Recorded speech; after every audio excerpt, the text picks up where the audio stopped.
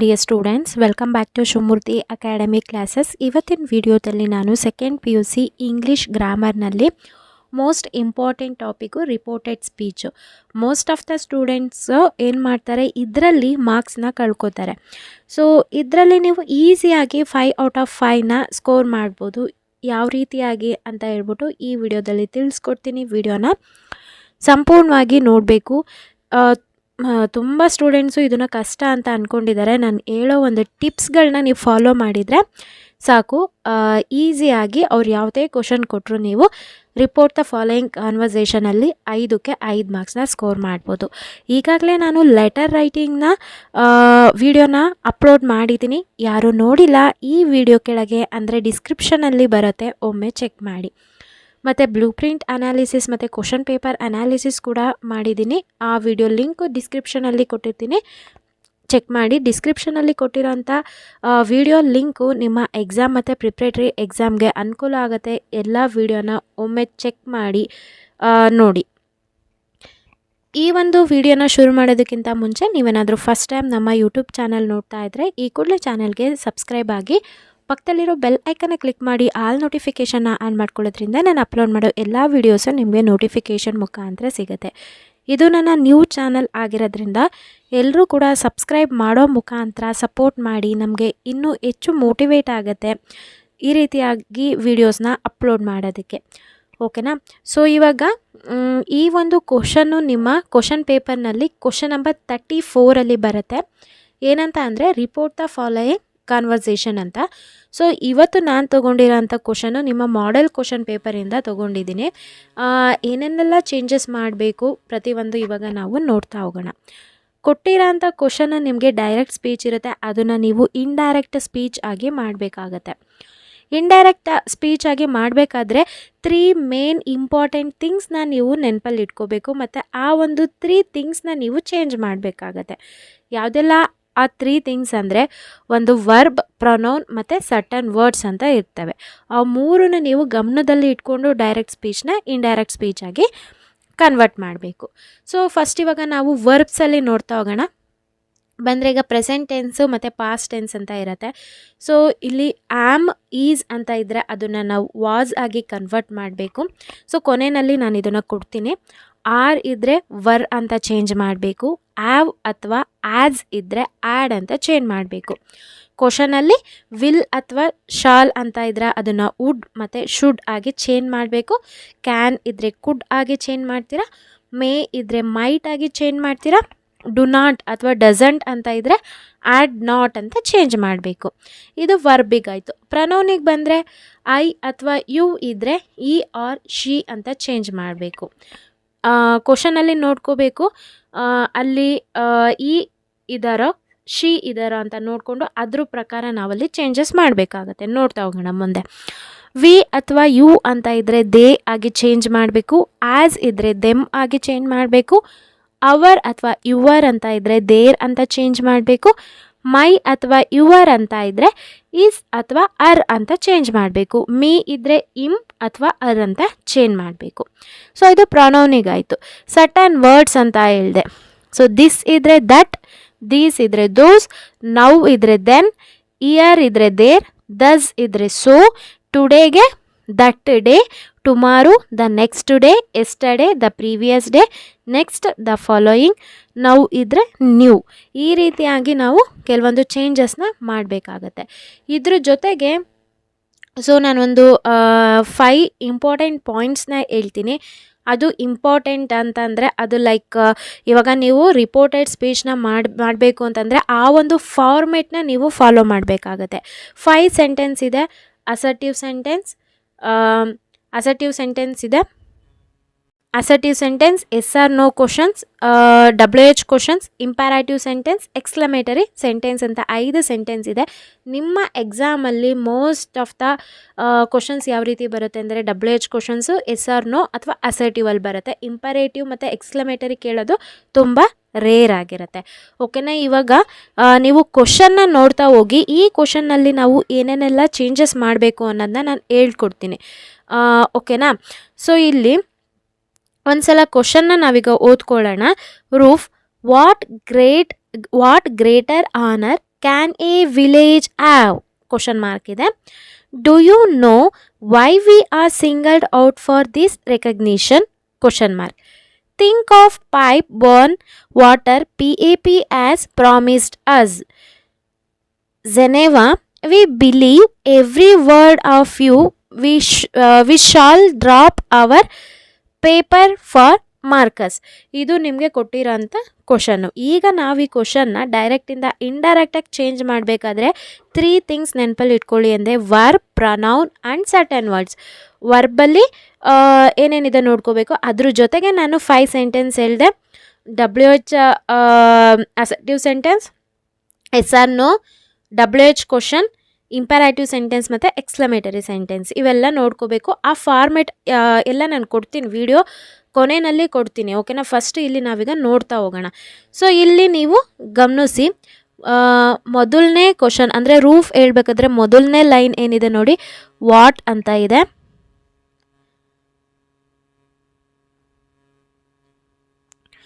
What ಅಂತ ಇದೆ. Next ಇದರಲ್ಲಿ ಕ್ವಶನ್ ಮಾರ್ಕ್ ಅಂತ ಇದೆ. ಸ್ಟಾರ್ಟಿಂಗಲ್ಲಿ ನಿಮಗೆ WH ಬರ್ತಾ ಇದೆ, ಆಯಿತಾ. ವಾಟ್ ಅನ್ನೋದು WH ಅಲ್ಲಿ ಬರುತ್ತೆ. ಲಾಸ್ಟಿಗೆ ಕ್ವಶನ್ ಮಾರ್ಕ್ ಇದೆ. ಅಂದರೆ ಏನು, ಇದು WH ಕ್ವಶನ್ ಆಯಿತು. WH ಕ್ವಶನಲ್ಲಿ ನಾನು ಫಾರ್ಮ್ಯಾಟ್ ಕೊನೆಯಲ್ಲಿ ಕೊಡ್ತೀನಿ. ಅದು ಫಾರ್ಮ್ಯಾಟ್ ಅಥವಾ ಫಾರ್ಮುಲಾ ಏನಾದರೂ ಅಂತ ತಿಳ್ಕೊಳ್ಳಿ. ಆ ರೀತಿಯಾಗಿ ನೀವು ಚೇಂಜ್ ಮಾಡಬೇಕು. Reporter plus as plus receiver plus WH word ಅಂತ ಬರುತ್ತೆ. ಸೊ ಇದು ಫಸ್ಟು ನಾವು ಕ್ವಶನ್ ಅನಾಲಿಸಿಸ್ ಮಾಡ್ಕೊಳ್ಳೋಣ, ಆಮೇಲೆ ಅದಕ್ಕೆ ಹೋಗೋಣ. ನೆಕ್ಸ್ಟ್ ಈ ಫಸ್ಟ್ ಲೈನಲ್ಲಿ ಇನ್ನೇನು ಚೇಂಜ್ ಮಾಡಬೇಕಾಗತ್ತೆ. ಕ್ಯಾನ್ ಇರೋದನ್ನ ನಾವು ಕುಡ್ ಅಂತ ಮಾಡ್ತೀವಿ. ಆ್ಯವ್ ಇರೋದನ್ನ ನಾವು ಆ್ಯಡ್ ಅಂತ ಮಾಡ್ತೀವಿ. ಇದು ಫಸ್ಟ್ ಲೈನ್ ಆಯಿತು. ಸೆಕೆಂಡ್ ಲೈನಿಗೆ ಬಂದರೆ ನೋಡಿ, ಇಲ್ಲಿ ಫಸ್ಟು ಡೂ ಯು ಕ್ವಶನ್ ಓದ್ಕೊಳ್ಳೋಣ. Do you know why we are singled out for this recognition. ನೋಡಿ ಲಾಸ್ಟಲ್ಲಿ ನಿಮಗೆ ಕ್ವಶನ್ ಮಾರ್ಕ್ ಇದೆ. ಇಲ್ಲಿ ಮೋಸ್ಟ್ ಆಫ್ ದ ಸ್ಟೂಡೆಂಟ್ ಏನು ಮಾಡಿಬಿಡ್ತಾರೆ, ಅವ್ರು ಏನು ನೋಡಲ್ಲ. ಲಾಸ್ಟಲ್ಲಿ ಕ್ವಶನ್ ಮಾರ್ಕ್ ಇದೆ ಅಂದರೆ WH ಫಾರ್ಮಿಗೆ ಬಂದುಬಿಡ್ತು, WH ಕ್ವಶನಿಗೆ ಬಂತು. ಆ ಫಾರ್ಮೇಟ್ ಏನಿದೆ ಅದನ್ನೇ ಹಾಕಿ ಬರೀತಾರೆ. ತಪ್ಪು ಮಾಡಬೇಡಿ. ಸೊ ನಾನು ಏನು ಹೇಳಿದೆ, WH ಕ್ವಶನ್ ಮಾಡಬೇಕು ಅಂದರೆ ಮೊದಲಿಗೆ ವಾಟ್ ಅಥವಾ WH ಫಾರ್ಮ್ ಬಂದಿರಬೇಕು, ಕೊನೆಯಲ್ಲಿ ಕ್ವಶನ್ ಮಾರ್ಕ್ ಇರಬೇಕು. ಆವಾಗ ಮಾತ್ರ ನಿಮಗೆ WH ಕ್ವಶನ್ ಆಗುತ್ತೆ. ಇಲ್ಲಿ ನಮ್ಮ ಕ್ವಶನ್ ಏನಿದೆ, ಇಲ್ಲಿ ನಮಗೆ ಕ್ವಶನ್ ಏನಿದೆ ನೋಡಿ, ಫಸ್ಟಲ್ಲಿ ನಮಗೆ ಎಲ್ಲೂ WH ಬಂದಿಲ್ಲ, ಕೊನೆಯಲ್ಲಿ ಮಾತ್ರ ಕ್ವಶನ್ ಮಾರ್ಕ್ ಬಂದಿದೆ. ಆಗಿದ್ದಂಗೆ ಮಾತ್ರ ಇದು SR ನೋ ಕ್ವಶನ್ ಟೈಪಲ್ಲಿ ಬರುತ್ತೆ. ಆ ಫಾರ್ಮೇಟ್ನ ನೀವು ಬರಿಬೇಕಾಗತ್ತೆ, ನೆನ್ಪಿಟ್ಕೋಬೇಕಾಗತ್ತೆ. SR ನೋ ಫಾರ್ಮೇಟ್ ಏನು, repeater plus asked plus receiver plus if ಅಂತ ಬರುತ್ತೆ. ಅಲ್ಲಿ ನಾವು ಏನೇನೆಲ್ಲ ಚೇಂಜಸ್ ಮಾಡಬೇಕು ಇವಾಗ ನೋಡ್ತಾ ಹೋಗೋಣ. ಸೊ ಇಲ್ಲಿ ನೋಡಿ, ನೋ ಇರೋದು ನ್ಯೂ ಆಗುತ್ತೆ, ಯು ಇರೋದು ಇಲ್ಲಿ ನಾವು ವರ್ಬ್ಸಲ್ಲಿ ನೋಡಿದರೆ ಗೊತ್ತಾಗುತ್ತೆ.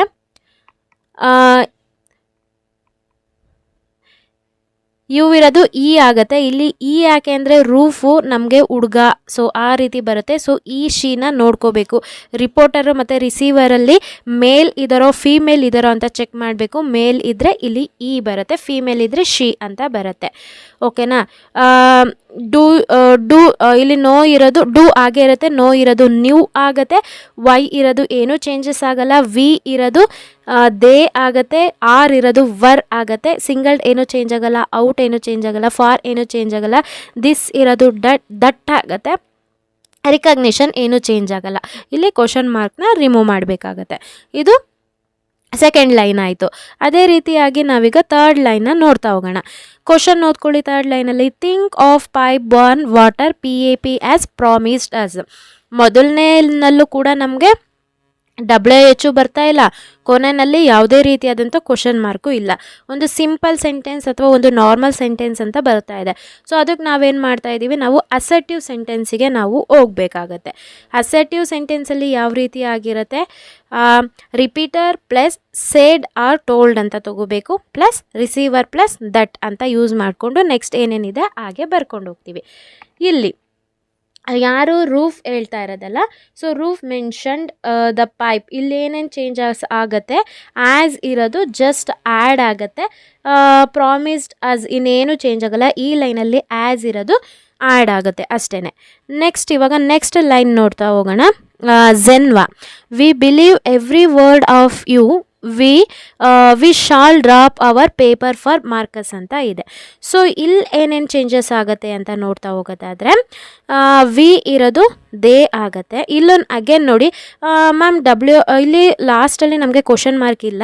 ಸೊ ಡಬ್ಲ್ಯೂ ಇದೆ ಅಲ್ಲ, ಸೊ ಈ WH ಕ್ವಶನಿಗೆ ಬರುತ್ತಾ ಅಂದರೆ ವಿ ಅನ್ನೋದು WHಗೆ ಬರಲ್ಲ. WH ಅಂದರೆ ಏನು, ವಾಟ್, ವೆನ್ ಅದೆಲ್ಲ ನಿಮಗೆ WH ಫಾರ್ಮಲ್ಲಿ ಬರೋದು. ಇದು ಜಸ್ಟ್ ಇದು ಕೂಡ ಒಂದು ಅಸರ್ಟಿವ್ ಫಾರ್ಮಲ್ಲೇ ಬಂದ್ಬಿಡ್ತು.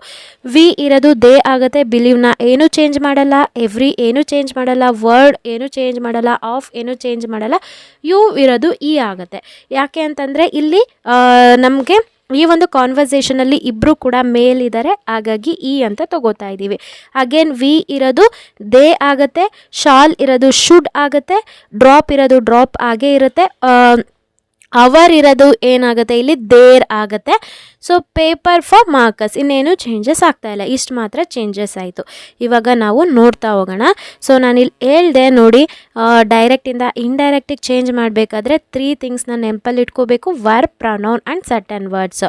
ಸೊ ನೋಡಿ ಇಲ್ಲಿ ಆಮ್ ಅಥವಾ ಈಸ್ ಇದ್ದರೆ ನಾವು ಏನು ಮಾಡ್ತೀವಿ, ವಾಸ್ ಆಗಿ ಯೂಸ್ ಮಾಡ್ತೀವಿ. ಆರ್ ಇದ್ದರೆ ವರ್ ಅಂತ ತಗೋತೀವಿ. ಆವ್ ಅಥವಾ ಕ್ವಶನಲ್ಲಿ ಆವ್ ಅಥವಾ ಆ್ಯಸ್ ಇದ್ದರೆ ಆ್ಯಡ್ ಅಂತ ತಗೋತೀವಿ. ವಿಲ್ ಅಥವಾ ಶಲ್ ಅಂತ ಇದ್ದರೆ ವುಡ್ ಅಥವಾ ಶುಡ್ ತಗೋತೀವಿ. ಕ್ಯಾನ್ ಇದ್ದರೆ ಕುಡ್ ತಗೋತೀವಿ.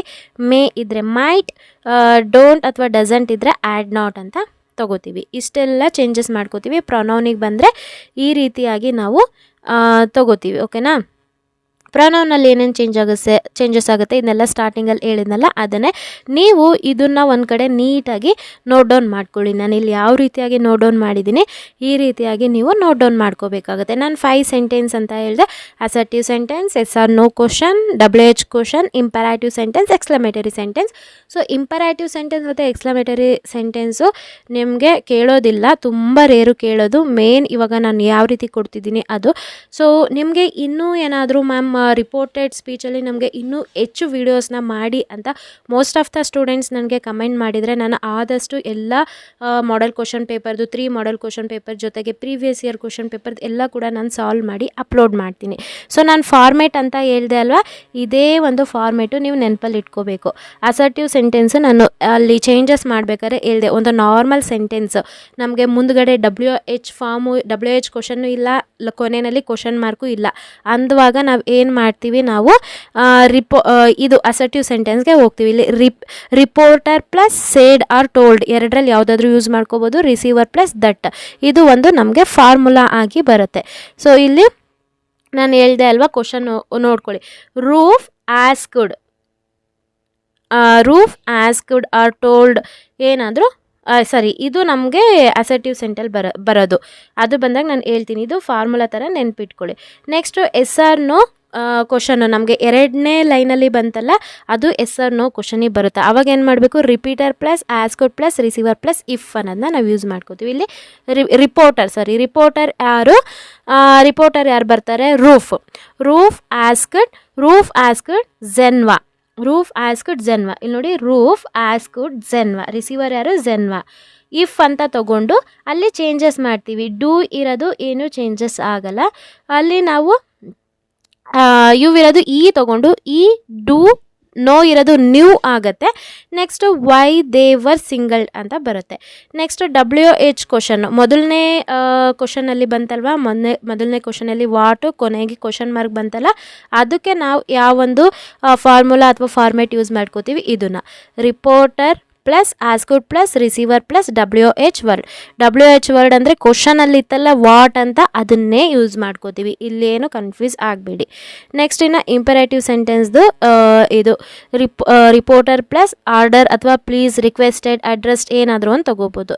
ಪ್ಲಸ್ ರಿಸೀವರ್ ಪ್ಲಸ್ ಟು, ಇಲ್ಲಿ ಟೂನ ಯೂಸ್ ಮಾಡ್ಕೋತೀವಿ. ಓಕೆನಾ? ಎಕ್ಸ್ಕ್ಲಮೇಟರಿ ಸೆಂಟೆನ್ಸಲ್ಲಿ ಕೂಡ ಈ ರೀತಿಯಾಗಿ ಇರುತ್ತೆ. ಇವಾಗ ನಾವು ಚೇಂಜಸ್ ಮಾಡಿದ್ದಲ್ಲ ನೋಡಿ, ಕ್ವಶನ್ನ ನೋಡ್ಕೊಳ್ಳಿ ನೀವು, ನಾನು ಹೇಳ್ತೀನಿ. ಕ್ವಶನ್ನಲ್ಲಿ Roof what greater honour can a village have, ಇದು ಮೊದಲನೇ ಕ್ವಶನ್ ಆಯಿತು. ಸೊ ಇಲ್ಲಿ ನಮಗೆ WH ಫಾರ್ಮೇಟ್ ಬರ್ತಾ ಇದೆ. ಅಂದರೆ WH ಅಂತಂದರೆ WH ಕ್ವಶನ್ ಅಂತ ಅಂದರೆ ನಮಗಿಲ್ಲಿ WH ಕ್ವಶನ್ ಅಂದರೆ ಮೊದಲನೇದಲ್ಲಿ ವಾಟ್ ಅಂತ ಬರ್ತಾ ಇದೆ, ಕೊನೆಯಲ್ಲಿ ಕ್ವಶನ್ ಮಾರ್ಕ್ ಇದೆ. ಸೊ ಯಾವ ಒಂದು ಫಾರ್ಮುಲಾ ಯೂಸ್ ಮಾಡ್ಕೋತೀರಾ, reporter plus asked plus receiver plus WH word. ಇಲ್ಲಿ ರಿಪೋರ್ಟರ್ ಯಾರು, ರೂಫ್ ಆಸ್ಕ್ಡ್ ಬರ್ಕೊಳ್ಳಿ ಇಲ್ಲಿ. ರೂಫ್ ಆಸ್ಕ್ಡ್, ಯಾರಿಗೆ ಕೇಳ್ತಾ ಇದ್ದಾರೆ? ಝೆನ್ವಾ. ಇಲ್ಲಿ WH ವರ್ಡ್ ಅಂತ ಇದೆ, ಕ್ವಶನಲ್ಲಿ ಏನಂತ ಇದೆ? ವಾಟ್ ಅಂತ ಇದೆ, ಅದನ್ನೇ ತಗೊಂತೀವಿ. What greater honour. ಕ್ಯಾನ್ ಇದ್ದಿದ್ದು ಏನಾಗ್ತಾ ಇದೆ? ಕುಡ್ ಆಗ್ತಾ ಇದೆ. Could a village. ಆವ್ ಇದ್ದಿದ್ದು ಆ್ಯಡ್ ಆಯಿತು. ಸೊ ಈ ರೀತಿಯಾಗಿ ನಮಗೆ ಮೊದಲನೇ ಸೆಂಟೆನ್ಸು, ಮೊದಲನೇ ಲೈನು ಚೇಂಜ್ ಆಯಿತು. ಅರ್ಥ ಆಗ್ತಿದೆ ಅಲ್ವಾ? So next question, next line ಏನಿದೆ ಕ್ವಶನ್ನಲ್ಲಿ? Do you know why we are singled out for this recognition ಅಂತ ಇದೆ. ಡೂ ಯು ನೋ, ಕೊನೆಯಲ್ಲಿ ಕ್ವಶನ್ ಮಾರ್ಕ್ ಬಂತು, ಮೊದಲನೇನಲ್ಲಿ ಯಾವುದೇ ರೀತಿಯಾದಂಥ WH ಬರ್ತಾ ಇಲ್ಲ, ವಾಟ್ ವೆನ್ ಅನ್ನೋದೇನು ಬರ್ತಾ ಇಲ್ಲ, ಡೂ ಯು ನೋ ಅಂತ ಇದೆ. ಸೊ ಹಂಗಾಗಿ ನಮಗೆ ಏನು ಬಂತು? ಅದು ಎಸ್ ಆರ್ ನೋ ಕ್ವಶನ್ ಟೈಪಲ್ಲಿ ಬಂತು. ಸೊ ಈ ಒಂದು ಫಾರ್ಮೆಟ್ನ ನಾವು ಯೂಸ್ ಮಾಡ್ಕೋಬೇಕಾಗುತ್ತೆ. Reporter plus asked plus receiver plus if. So ಇವಾಗ ರಿಪೋರ್ಟರ್ ಯಾರಾಗ್ತಾ ಇದ್ದಾರೆ ನಮಗೆ? Roof. Very good. Roof asked Geneva. Roof asked Geneva. If ಅನ್ನೋದು ಮರಿಬಾರ್ದು, ಇಲ್ಲಿ ಇಫ್ ಅಂತ ತಗೋಬೇಕು. Roof asked Geneva. ಅಲ್ಲಿ ಡು ಯು ನೋ ಅಂತ ಇದೆ. ಡು ಯು ಅಲ್ಲಿ ಏನು ತಗೋಬೇಕು ನಾವು? ಈ ಯಾಕೆ? ನಮಗೆ ಕೊಟ್ಟಿರೋಂಥ ಕಾನ್ವರ್ಸೇಷನಲ್ಲಿ ಇಬ್ಬರು ಕೂಡ ಮೇಲ್ ಇದ್ದಾರೆ, ಅದಕ್ಕೆ ನಾವು ನ ಯೂಸ್ ಮಾಡ್ತಾ ಇದ್ದೀವಿ. ಸೊ ಡು ಅನ್ನೋದಾಗಿರುತ್ತೆ. ಈ ಡು, ನೋ ಇರೋದು ನ್ಯೂ ಆಯಿತು. ನೋ ಇರೋದೇನಾಯಿತು? ನ್ಯೂ ಆಯಿತು. ನೆಕ್ಸ್ಟ್ ಅಲ್ಲಿ ವೈನ ಹಾಗೆ ಯೂಸ್ ಮಾಡ್ತೀವಿ. ಡು ಯು, ಈ ಡು ನ್ಯೂ. ವೈ, ವಿ ಇರೋದೇನಾಗ್ತಾ ಇದೆ? ವಿ ಇರೋದು ಏನಾಗುತ್ತೆ?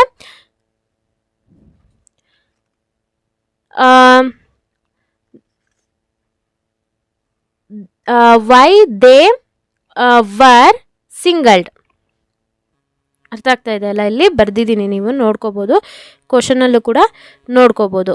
ವೈ, ಇಲ್ಲಿ ರೂಫ್ ಆಸ್ಕ್ಡ್ ಝೆನ್ವಾ ಇಫ್ ಈ ಡು, ಈ ಯು ಇರೋದು ಈ ಆಯಿತು, ಡು ಇರೋದು ಹಾಗೆ ಇದೆ, ನೋ ಇರೋದು ನ್ಯೂ ಆಯಿತು, ವೈ ಇರೋದು ಹಾಗೆ ತಗೋತಾ ಇದ್ದೀವಿ, ವಿ ಇರೋದು ದೇ ಆಯಿತು, ಆರ್ ಇರೋದು ವರ್ ಆಯಿತು, ಸಿಂಗಲ್ಡ್ ಇರೋದು ಹಾಗೆ ತಗೋತಾ ಇದ್ದೀವಿ, ಔಟ್ ಕೂಡ ಹಾಗೆ ಬರ್ಕೋತಾ ಇದ್ದೀವಿ, ಫಾರ್ ಕೂಡ ಹಾಗೆ ಬರ್ಕೋತಾ ಇದ್ದೀವಿ, ದಿಸ್ ಇರೋದೇನಾಯಿತು? ದಟ್ ಆಯಿತು, ರಿಕಗ್ನಿಷನ್ ಹಾಗೆ ಬರ್ಕೋತಾ ಇದ್ದೀವಿ. ಆ ಕ್ವಶನ್ ಮಾರ್ಕ್ನ ತೆಗಿತಾ ಇದ್ದೀವಿ.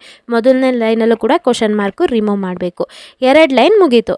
ಹಾಗೆ 3ನೇ ಲೈನಿಗೆ ಬನ್ನಿ. Think of pipe burn water PAP as promised us.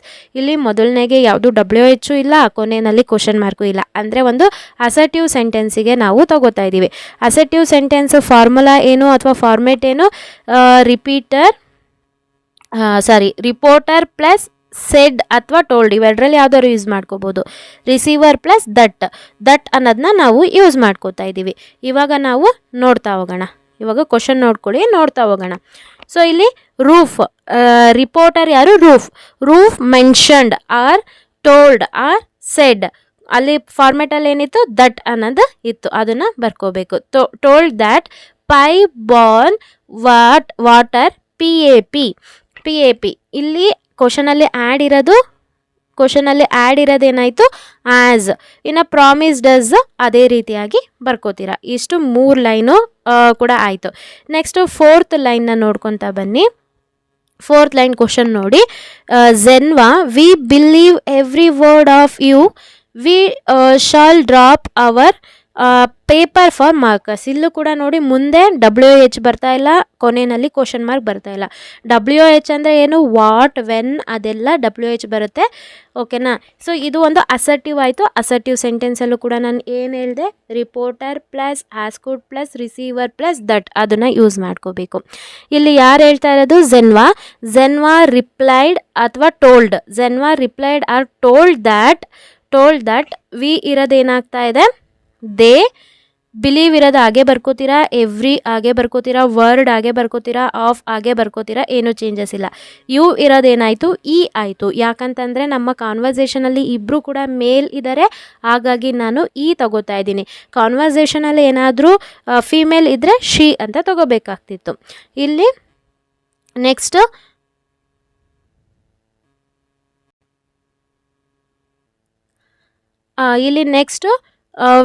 ಇಲ್ಲಿ ಶಾಲ್ ಇರೋದು ಶುಡ್ ಆಗತ್ತೆ. ಶಾಲ್ ಇರೋದು ಶುಡ್ ಆಗುತ್ತೆ, ಡ್ರಾಪ್ ಇರೋದು ಹಾಗೆ ಇರುತ್ತೆ, ಅವರ್ ಇರೋದು ದೇರ್ ಆಗುತ್ತೆ, ಪೇಪರ್ ಫಾರ್ ಮಾರ್ಕರ್ಸ್. ಈ ರೀತಿಯಾಗಿ ನೀವು ಚೇಂಜಸ್ ಮಾಡಬೇಕಾಗುತ್ತೆ. ಐ ಹೋಪ್ ಈ ವಿಡಿಯೋ ನಿಮಗೆ ಅರ್ಥ ಆಯಿತು ಅನ್ಕೋತೀನಿ. ಯಾವ ರೀತಿಯಾಗಿ ರಿಪೋರ್ಟೆಡ್ ಸ್ಪೀಚ್ ಮಾಡಬೇಕು ಅನ್ನೋದು ಕೂಡ ಅರ್ಥ ಆಯಿತು ಅನ್ಕೋತೀನಿ. ಸೊ ಏನಾದರೂ ಅರ್ಥ ಆಗಿದ್ದರೆ, ಇಷ್ಟ ಆದರೆ, ಈ ವಿಡಿಯೋ ಇಷ್ಟ ಆದರೆ ಲೈಕ್ ಮಾಡೋದನ್ನ ಮರಿಬೇಡಿ. ಹಾಗೆ ಈ ವಿಡಿಯೋನ ನಿಮ್ಮ ಫ್ರೆಂಡ್ ಸರ್ಕಲ್ನಲ್ಲಿ ಆದಷ್ಟು ಶೇರ್ ಮಾಡಿ. ಹೆಚ್ಚು ಸಬ್ಸ್ಕ್ರೈಬ್ ಆಗಿ ಶೇರ್ ಮಾಡೋದ್ರಿಂದ ನಮಗೆ ತುಂಬಾ ಮೋಟಿವೇಟ್ ಆಗುತ್ತೆ ಇನ್ನೂ ಹೆಚ್ಚು ಈ ರೀತಿಯಾದಂಥ ವೀಡಿಯೋಸ್ನ ಅಪ್ಲೋಡ್ ಮಾಡೋದಕ್ಕೆ. ಯಾರೆಲ್ಲ ನನ್ನ ಚಾನಲ್ಗೆ ಸಬ್ಸ್ಕ್ರೈಬ್ ಆಗಿದ್ದಾರೆ ಎಲ್ರಿಗೂ ಕೂಡ ನಾನು ಧನ್ಯವಾದ ಹೇಳೋದಕ್ಕೆ ಇಷ್ಟಪಡ್ತೀನಿ. Thank you.